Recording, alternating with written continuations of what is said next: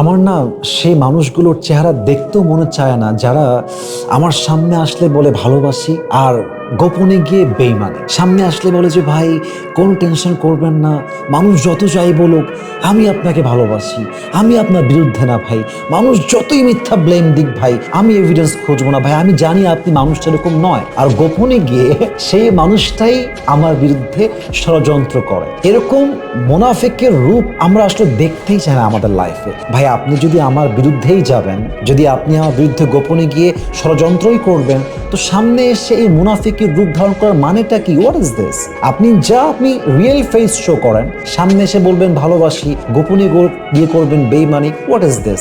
আপনি তা প্রকাশ করেন। এবং আমার মনে হয় যে মানুষগুলো সামনে এসে বলে ভালোবাসি, তোমার পক্ষে আমি আছি, এবং গোপনে গিয়ে আপনার বিরুদ্ধেই ষড়যন্ত্র করে, এদের মতো ডেঞ্জারাস মানুষ পৃথিবীতে সেকেন্ড আর কেউ হতে পারে বলে আই ডোন্ট থিঙ্ক সো।